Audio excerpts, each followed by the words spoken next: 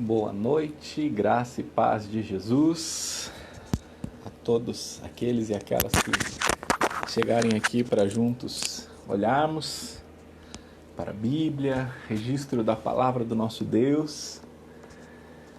E hoje o nosso estudo é justamente sobre ela. A Bíblia como palavra de Deus, nós podemos confiar no que está escrito ali. Então você que está chegando aí é bem-vindo, é bem-vinda em nome de Jesus. Eu peço que você me ajude dando um feedback sobre como que está o áudio, se está me escutando bem. Então seu feedback aí é muito importante. Inclusive se quiser dar uma saudação aí, para a gente manter essa ideia real de que a gente está separado, mas está junto.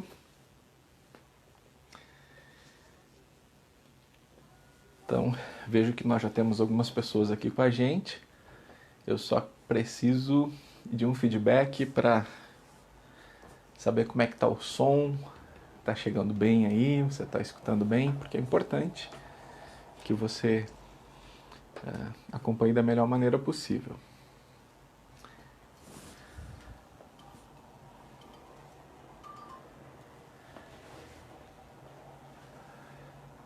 São 18 horas e 3 minutos, a gente aguarda um pouquinho mais para termos mais pessoas aqui conosco. Nesta quarta-feira, dia 3 de junho, onde vamos estudar sobre a Bíblia. Nós podemos, afinal de contas, confiar na Bíblia?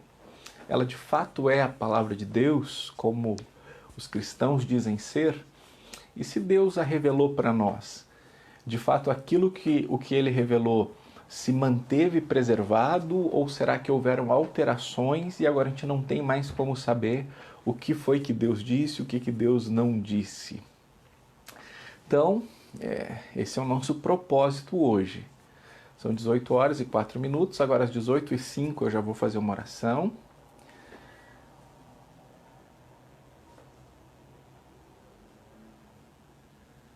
Eu estava no lugar errado aqui, daí eu não estava vendo os comentários, agora eu estou vendo. Então eu quero dar uma boa noite aqui para a Catarina, que escreveu aqui, para a Charlene, para a Elaine, tal. A Charlene e a Elaine deram um ok aqui em relação ao áudio. Vantoir, começando a jornada com a gente hoje aí. Bem-vindo, Vantoir. Neiva, boa noite para você também. Santa Cruz está junto, diz o nosso irmão Milton dos Santos. A Elaine perguntou, cadê o chá? Tá aqui o chá, dona Elaine, bem quentinho, saindo fumaça. O Pedrinho e a Tere aqui com a gente também, dando retorno do som e da imagem. A Luana Portela, desejando a paz do Senhor. Muito bem, vamos orar? Nosso Pai, nós nos reunimos online pela fé, em nome de Jesus, pedindo que o Teu Santo Espírito trabalhe nos nossos corações agora, nos levando para Ti, levando a nossa mente, nosso coração totalmente submissos ao Senhor e nos capacitando a compreender as coisas importantes acerca da Tua Palavra que o Senhor tem para nós hoje. Nós oramos em nome do Senhor Jesus. Amém.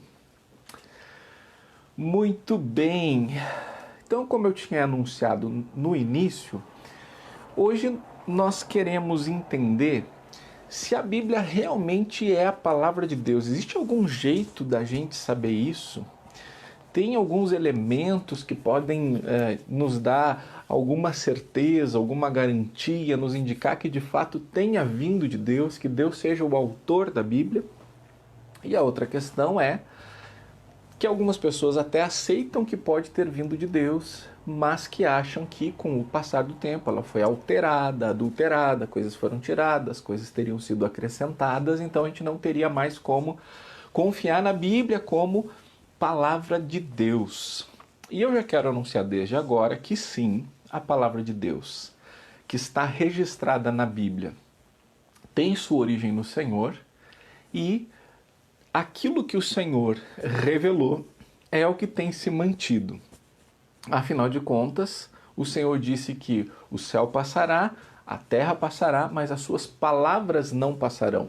Então não haveria um propósito em Deus revelar uma palavra que se perderia no tempo e que, por interferências humanas, teria como efeito que ela passasse, né? Mas a palavra de Deus, ela é poderosa, ela é viva e eficaz. A palavra do Senhor não volta vazia para o Senhor. Então a palavra de Deus está atuando no mundo.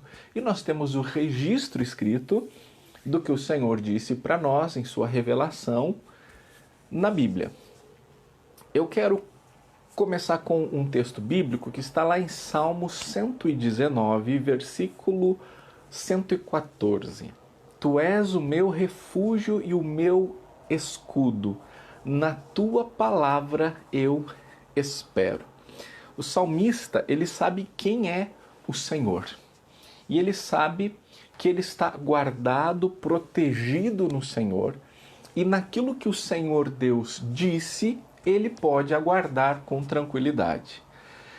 Bem, esta palavra do Senhor que traz conforto, que restaura, que anime, ela só faz tudo isso porque é uma palavra viva, poderosa. É uma palavra que foi concedida por Deus a nós através de um processo que na teologia se chama revelação. Então Deus se manifesta revelando a si mesmo e aspectos da sua vontade de duas maneiras em geral, né? Existe a revelação geral e a revelação especial. A revelação geral é aquela que está disponível para todas as pessoas, em todos os lugares do mundo e em todas as épocas. E ela se manifesta através da criação, da natureza, das coisas que o Senhor formou. Deixa eu ler aqui um salmo que é muito especial e esclarecedor nesse sentido. Diz assim no Salmo 19, 1 e 2.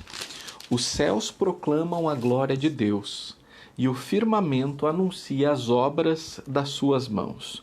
Um dia discursa a outro dia, e uma noite revela conhecimento a outra noite.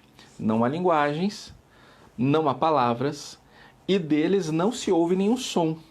No entanto, por toda a terra se faz ouvir a sua voz, e as suas palavras chegam até os confins do mundo. Então nós vemos que a natureza, apesar de não ter uma linguagem com a qual se comunique com o ser humano, ela é um meio pelo qual Deus revela a sua existência e revela a sua grandeza.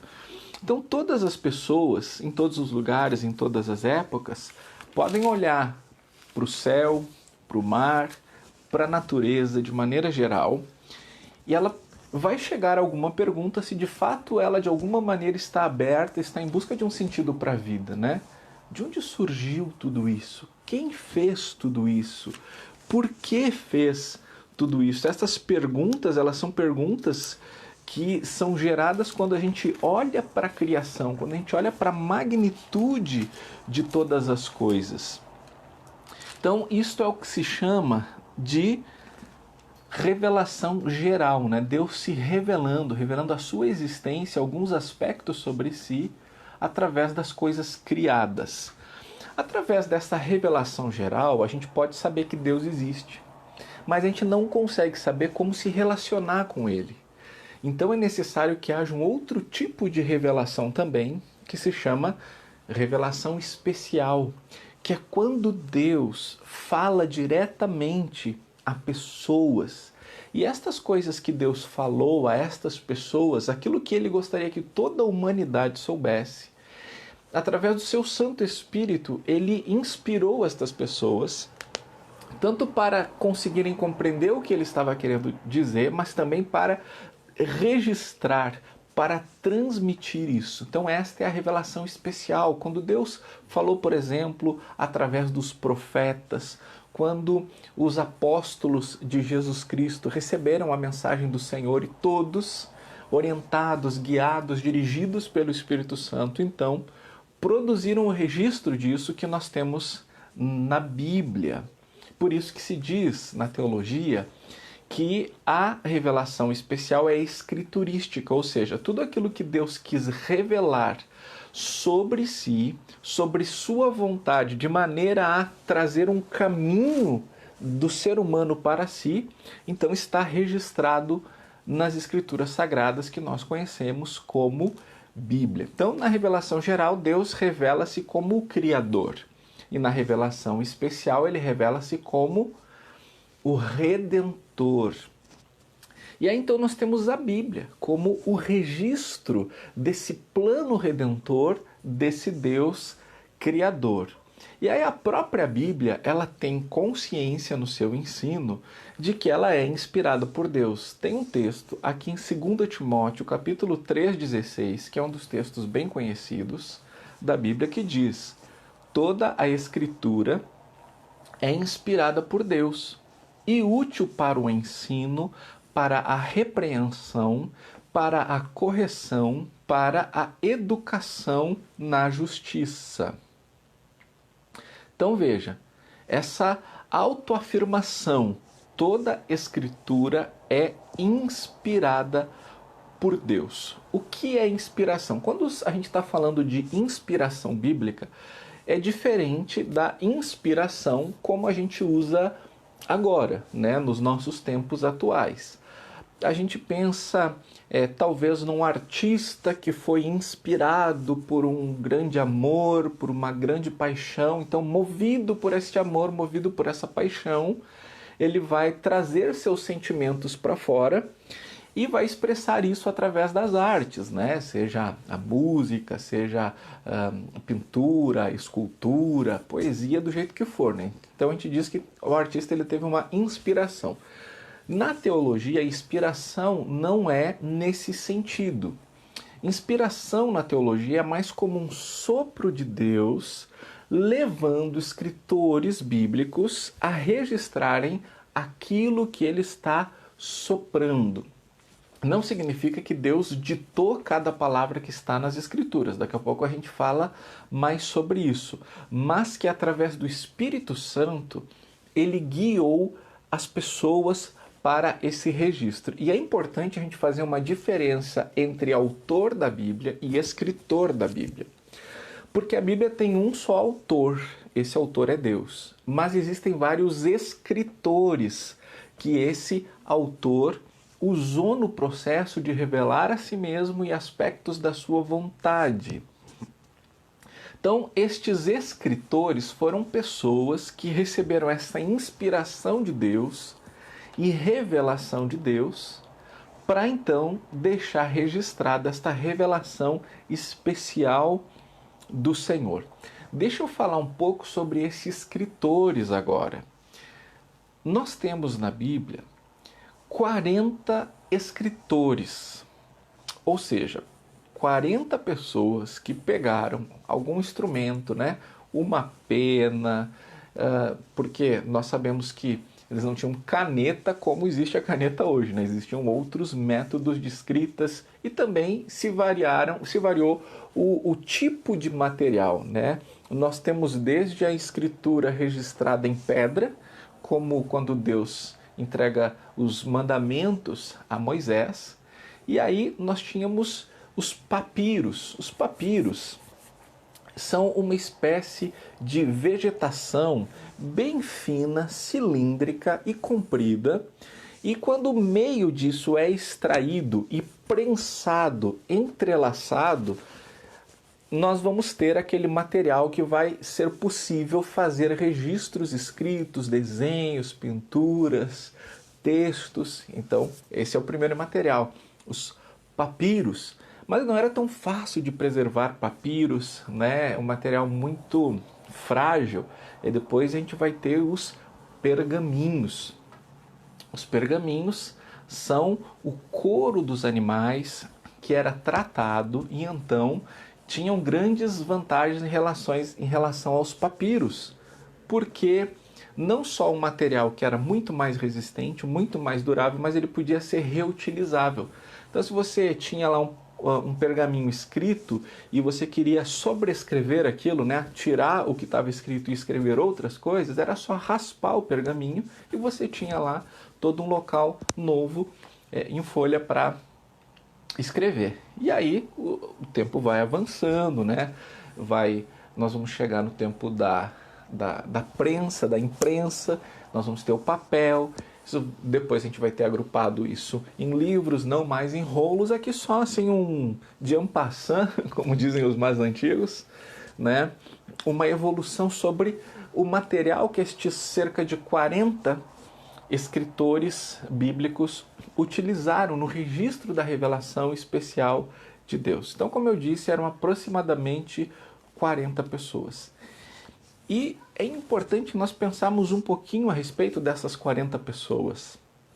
Elas eram 40 pessoas que não viviam no mesmo grupo social. Elas não viviam nem no mesmo lugar e nem no mesmo período. Essas pessoas eram muito diferentes entre si. Nós temos entre os 40 escritores que Deus usou para o registro da Bíblia, reis como, por exemplo, Davi. Nós temos camponeses, poetas, boiadeiro, Amós, né, fazendeiro. Nós temos pescadores como o apóstolo Pedro. Nós temos sacerdotes, pastores de ovelhas, fabricantes de tenda, porque o apóstolo Paulo tinha como subsistência a construção de tendas. Isso não era apenas uma metáfora, né? Ele de fato tinha isso como profissão. Nós tínhamos governadores, primeiros ministros.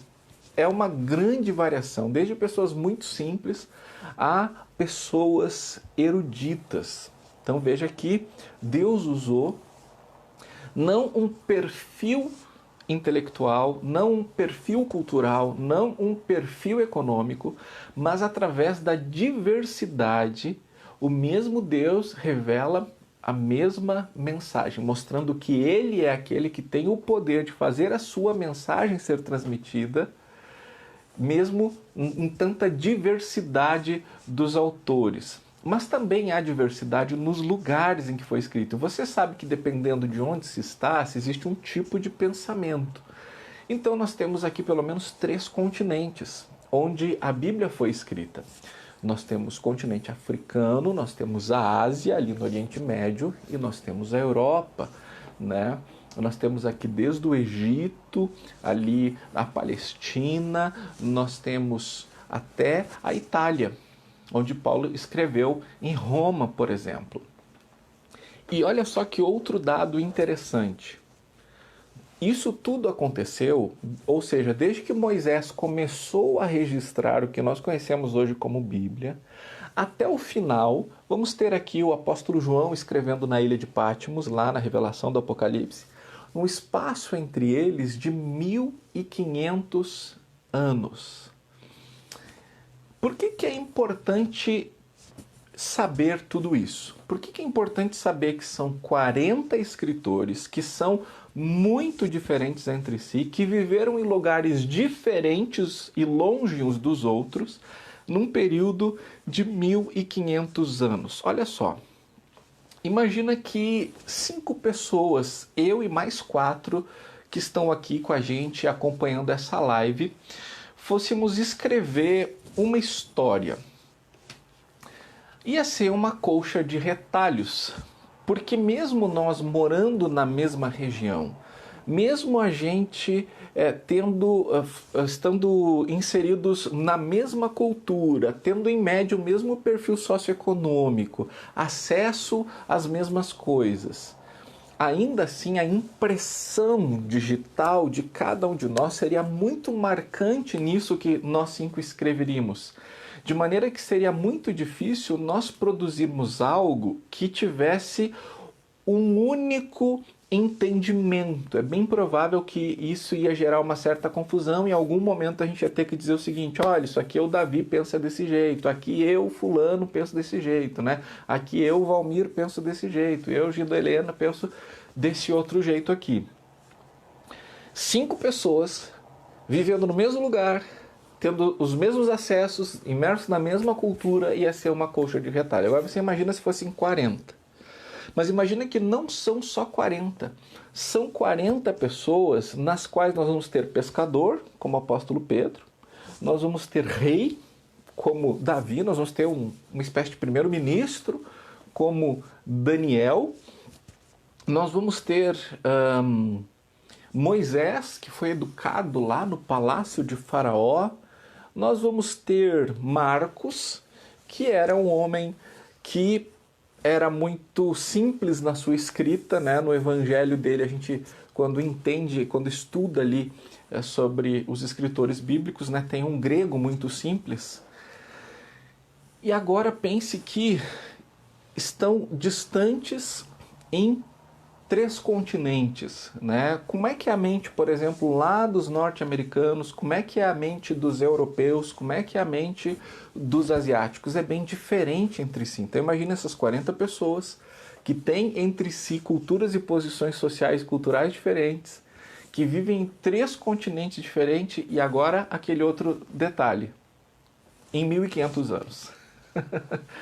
Bem, hoje nós já pensamos diferente do que pensávamos sobre muitas coisas há 10 anos atrás, há 20, 30, 40, 50 anos atrás.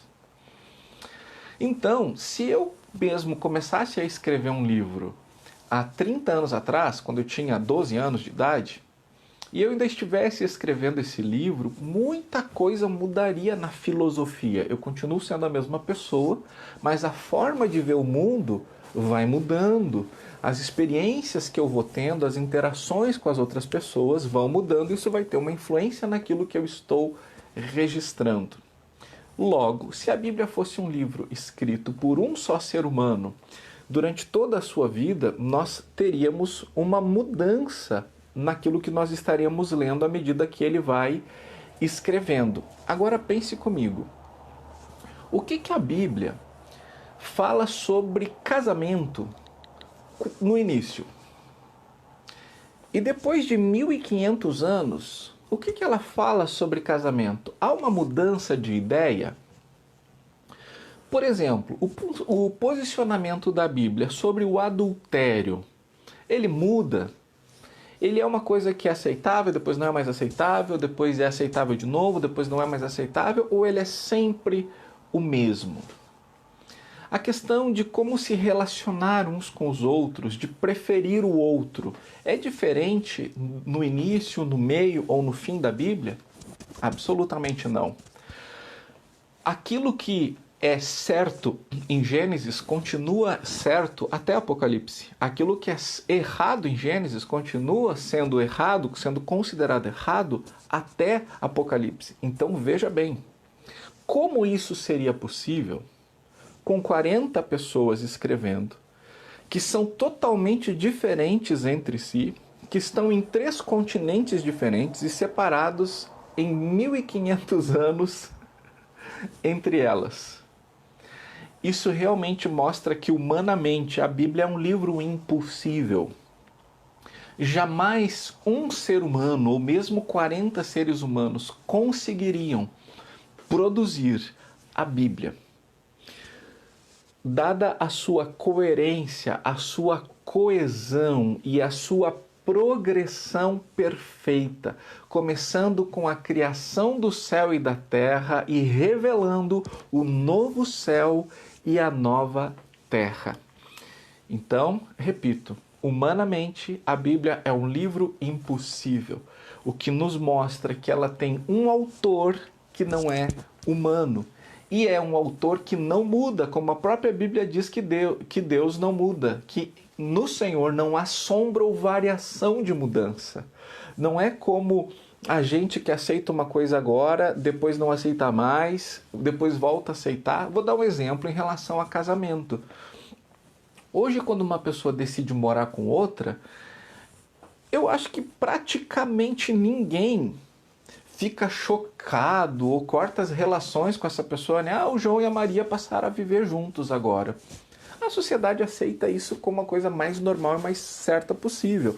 A igreja trata desse assunto com muito menos rigor, impacto do que já tratou no passado, e aqui eu não estou falando sobre o mérito.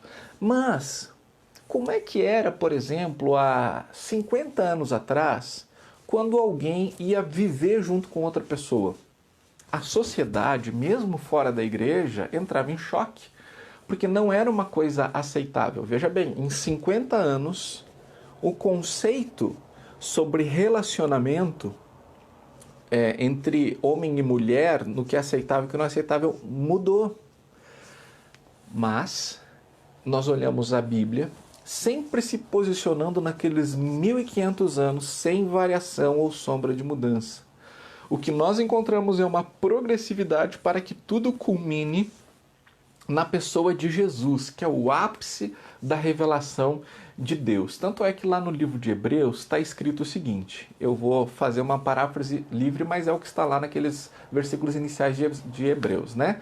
No passado, Deus falou muitas vezes e de muitas maneiras através dos profetas, mas agora ele nos fala através do seu Filho, que é o resplendor da glória de Deus, que é a exata expressão do ser de Deus. Então veja bem, eu comecei hoje falando sobre revelação, né? Sobre Deus revelando aspectos de si e da sua vontade. Então, a revelação de Deus tem como propósito que a gente conheça Ele e a sua vontade. Então nós vamos encontrar na Bíblia algo progressivamente se desenrolando, mostrando cada vez mais a respeito de Deus e sua vontade, até que isso chega no máximo que pode chegar, que é quando Jesus vem ao mundo. Porque veja bem o que o livro de Hebreus diz. Ele é a exata expressão do ser de Deus. Então, se Deus quer se revelar e vem alguém aqui que é do tamanho exato, que é na essência exata, que é a expressão tal e qual Deus, então significa que a revelação chegou ao fim proposto, que ela atingiu o seu ápice. Então, por isso que não é apropriado as pessoas ficarem especulando a respeito da revelação de Deus, tentando fazer conjecturas, quando Deus já revelou tudo o que ele tinha para revelar sobre ele e sobre a vontade dele. Agora, mesmo quando a gente olha para o futuro, a gente olha para aquilo que já está registrado nas Escrituras sobre passado, presente e futuro, entendendo que tudo tem a ver com Jesus, que Jesus é o centro de tudo, que Jesus é o ápice de tudo. Então, quando nós estamos aqui olhando para as Escrituras Sagradas, a gente tem que o tempo todo se perguntar como que isso se relaciona com o ápice da revelação, que é a pessoa de Jesus. Mas deixa eu falar agora um pouco sobre a confiabilidade que a gente pode ter na Bíblia hoje. Porque a gente já viu que, do ponto de vista humano, a Bíblia é um livro impossível. Ou seja, ela não poderia ter sido gerada nesse período de 1500 anos por 40 escritores tão diferentes entre si e de continentes diferentes entre si e ter uma coesão e uma coerência em relação àquilo que ela aborda. Então nós já vimos, o autor é Deus. Mas uma vez que Deus entregou isso, que os escritores registraram isso, será que alguém não foi lá e tirou e colocou coisas? Bem, nós vamos falar então sobre o processo de transmissão dos manuscritos, como chegou até nós, para que a gente tenha a tranquilidade de saber que o que nós temos aqui é o que veio da boca de Deus. Então quero lembrar aquele versículo lá de Mateus 24:35. Passará o céu e a terra, porém as minhas palavras não passarão. Então, se Deus tem uma palavra que vai permanecer mesmo depois que este céu, que esta terra passarem, ele precisa sustentar esta palavra. E é o que ele faz. A palavra dele permanece viva, a palavra dele permanece do jeito que foi revelada e do jeito que interessou a ele se revelar na revelação especial, que é escriturística, né, que é registrada, interessa a ele manter isto preservado, mesmo diante de tantos ataques que a Bíblia sofreu durante a história. A Bíblia, ela chegou até nós sendo transmitida de geração em geração. Obviamente, eu tenho aqui uma Bíblia na língua portuguesa, provavelmente é a sua Bíblia também. E ela não foi escrita nessa língua, ela não foi escrita em inglês, em italiano, em espanhol, em árabe, em latim. Ela foi escrita de forma muito resumida, assim, sem os detalhes que possam haver, às vezes, de menores trechos em outras línguas. Nós entendemos que a primeira parte da Bíblia, o Antigo Testamento, foi escrita em hebraico e a segunda parte em grego. Quando o Evangelho vai se espalhando, os discípulos de Jesus vão levando o Evangelho junto para esses outros povos, esses outros lugares, e à medida que as cartas dos apóstolos vão sendo registradas e copiadas, vai havendo a necessidade de que sejam feitas cópias nas línguas dos povos onde eles estão chegando. E o cristianismo é um grande responsável por ajudar a expansão dos idiomas escritos. Inclusive, haviam povos que não tinham uma linguagem escrita, era só falada. Então, vários dos primeiros discípulos, nos primeiros séculos, desenvolveram alfabetos para vários povos e, desenvolvendo esse alfabeto, traduziram a Bíblia para essa nova língua escrita e é esse um dos grandes legados, né? São tantos legados que o cristianismo traz para a humanidade. Então, quando é feita uma tradução, a primeira, por exemplo, tradução aqui do Antigo Testamento, que era em hebraico, para o grego, que era, digamos assim, o inglês daquele período, né? Uma língua universal, isso se chamou Septuaginta. Depois, as outras transmissões que vão sendo feitas vão tornando a Bíblia um livro cada vez mais lido. Hoje ela é o livro mais vendido ainda no mundo, né? Que pela graça de Deus ela continue chegando longe. E hoje então é feita uma tradução. Por que nós temos tanta diferença, né? Às vezes alguém pede num culto para algum irmão ler um texto bíblico e a gente olha, a nossa Bíblia é tão diferente, né?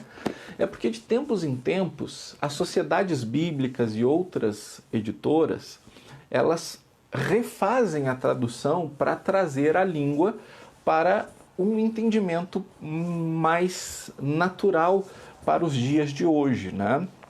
Só que ela não para de produzir a versão anterior, então ela continua disponibilizando as Bíblias na versão anterior e ela agora também começa a disponibilizar essa. Eu tenho uma aqui, por exemplo, de 2017, que é a Nova Almeida atualizada.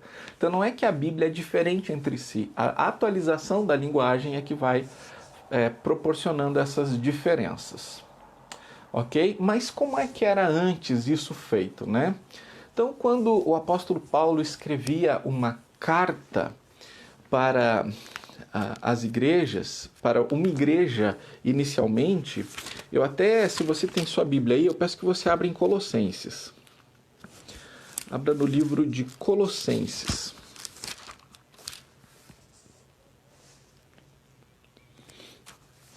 Você pode abrir lá no livro de Colossenses, capítulo 4.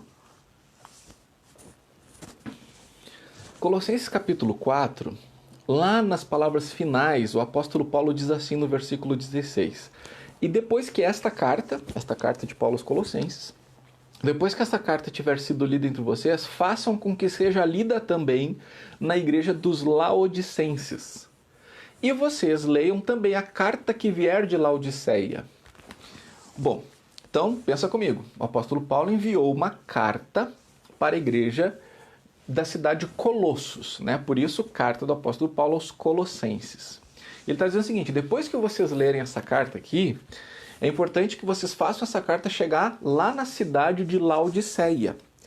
Obviamente, a igreja de Colossos não vai pegar essa carta que recebeu de Paulo e levar para eles, porque senão eles vão ficar sem. Então, o que eles fazem? Eles fazem uma cópia. Então, eles ficam com uma versão, né, com a carta, e mandam a cópia para Laodiceia. Quando Laodiceia recebe essa carta, ela também faz uma cópia e passa para a cidade da frente.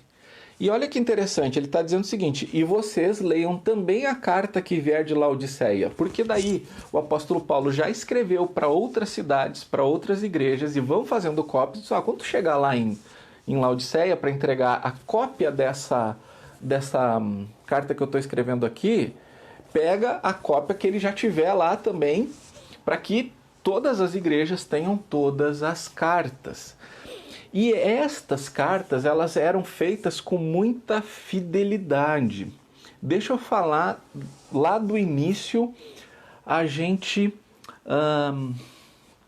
olhando para as cópias que eram feitas do Antigo Testamento, né, num tempo mais anterior.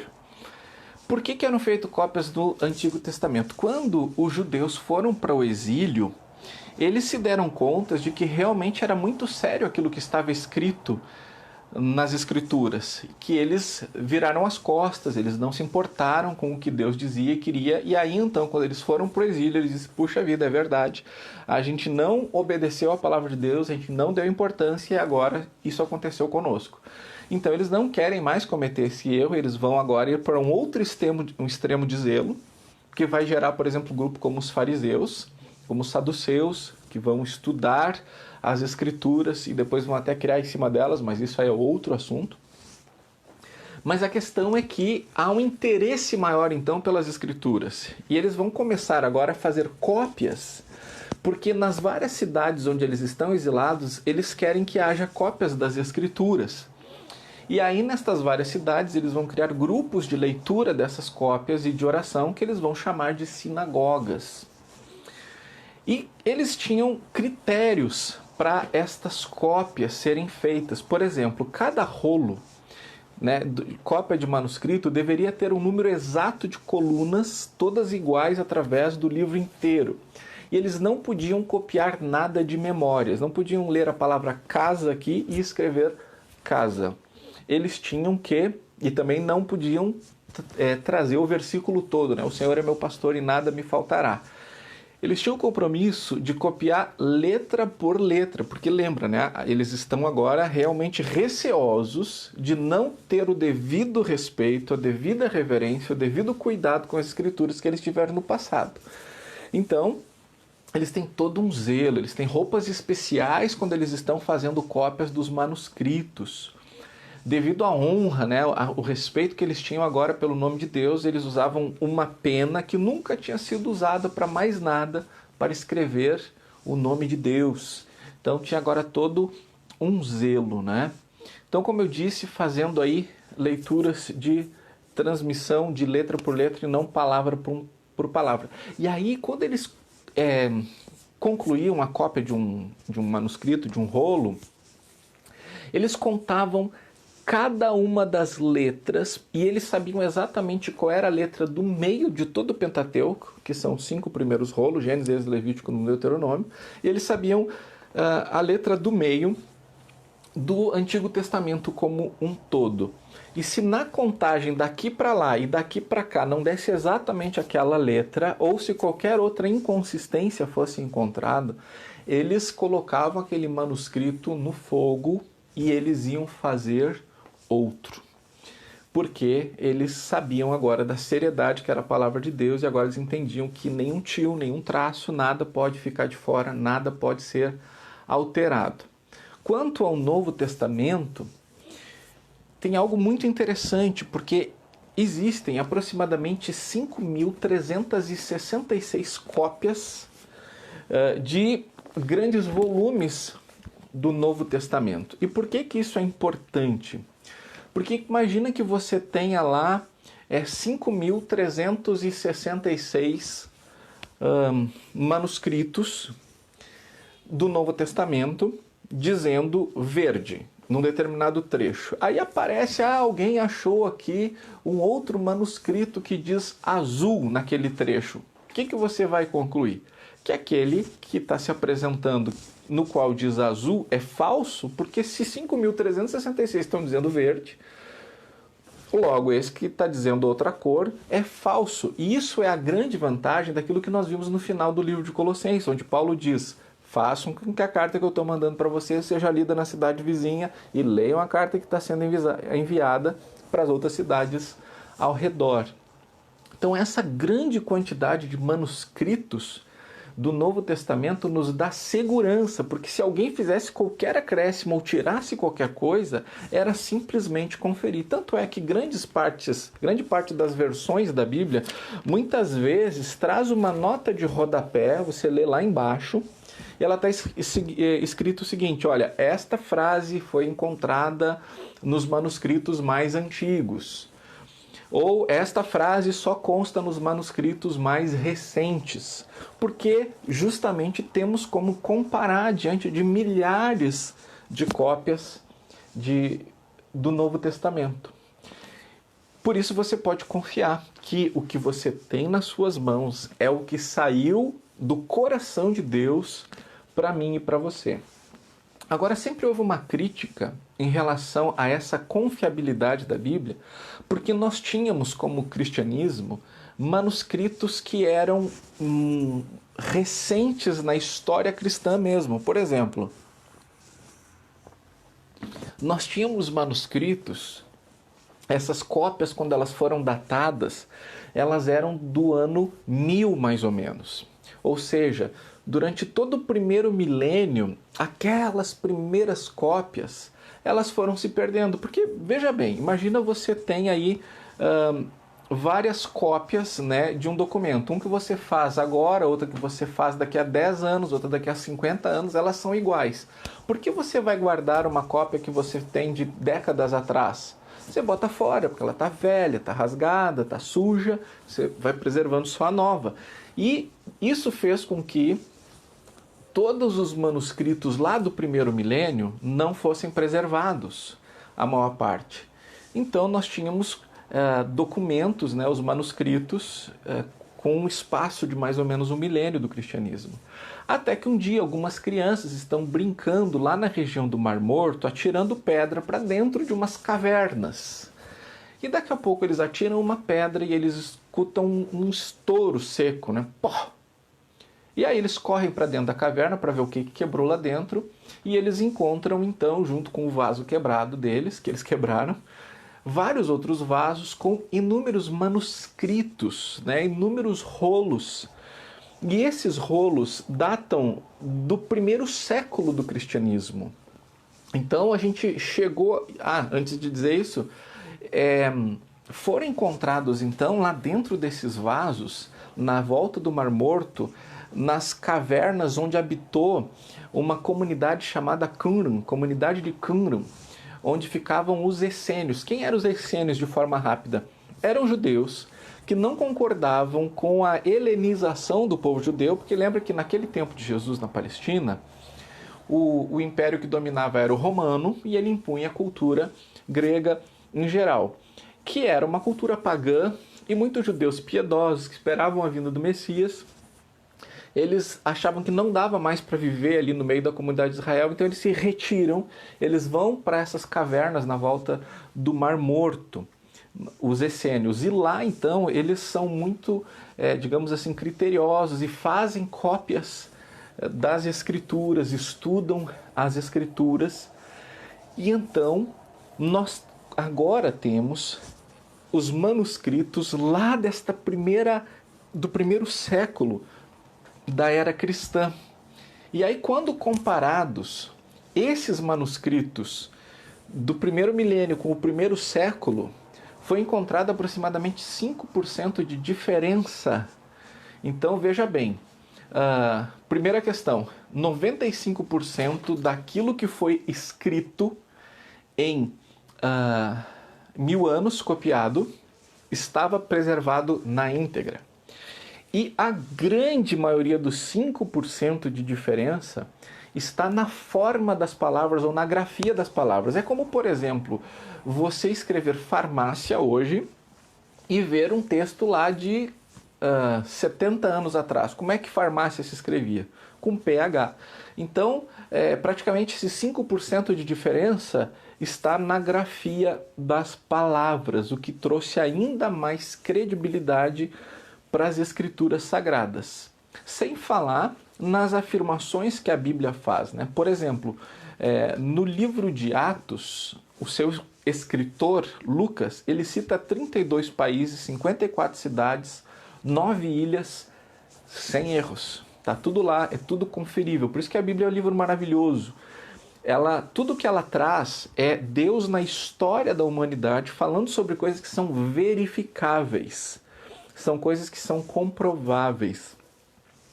Mesmo que a humanidade se atrase muito para comprovar, né? Por exemplo, durante muito tempo a ciência negou a existência de um povo chamado Hitita e dizia que essa era uma das maneiras de mostrar que a Bíblia era um livro enganoso, porque ela falava sobre os hititas, mas a ciência, a história não registrava um povo hitita, até que em determinado momento alguém fez alguma escavação lá naquela região e encontraram registros do tal povo hitita. Também negavam a possibilidade de ter havido um rei Salomão com tantos estábulos e tantos cavalos, né, e não achar vestígios, até que recentemente na história se encontraram os vestígios de milhares de carruagens, de cavalos, né, os vestígios de grandes estábulos. Então, quanto mais a ciência avança, mais ela comprova o que a Bíblia diz. Então, os cristãos não precisam ficar com medo da boa ciência. Claro que da manipulação e da pseudociência a gente tem um pé atrás, mas quanto mais os arqueólogos, os cientistas, os químicos e os físicos, quanto mais eles avançarem, mais eles verificarão a veracidade de todas as informações que a Bíblia afirma. Hebreus 4,12 é o texto com o qual eu quero finalizar o nosso estudo bíblico de hoje, e ele diz: porque a palavra de Deus é viva e eficaz, mais cortante do que qualquer espada de dois gumes, e penetra até o ponto de dividir a alma e espírito, juntas e medulas, e é apta para julgar os pensamentos e propósitos do coração. A palavra de Deus é viva e eficaz. Quando a gente lê em oração, abertos à ação de Deus, nós sabemos o poder que há na Escritura Sagrada como palavra viva do Deus vivo, de sondar o nosso coração, de nos revelar, de nos inspirar, de nos encorajar, renovar a nossa fé. E eu encorajo você a ler a Bíblia todos os dias. Se você não fez isso ainda, leia todo o Evangelho de João, onde você vai ter a oportunidade de conhecer mais sobre Jesus, que é o ápice da revelação de Deus. E se você pode, eu sugiro que você leia todo o Novo Testamento. Se você começar a ler agora, um capítulo por dia, até o final do ano, você conseguiu ler o Novo Testamento praticamente. E aí você vai ter, por seus próprios olhos, guiados pelo Senhor, a sua própria impressão sobre esse livro maravilhoso. Ok? Se você acha que essa mensagem é importante para outra pessoa, vai em compartilhar, copie o link, manda para o WhatsApp dessa pessoa essa mensagem, esse estudo bíblico, compartilha no seu perfil, no Facebook, porque nós cremos que a palavra de Deus não voltará para ele vazia, não é? Palavra maravilhosa, que ela encontre o seu coração e aproxime o seu coração do Senhor. Tenha um bom resto de semana na graça e na paz de Jesus, sempre na sua palavra. Bênçãos. E agora eu fico mais esses segundinhos aqui tomando meu chá só para sincronizar as saídas da live aí devido às diferenças de tempo das internets de cada um.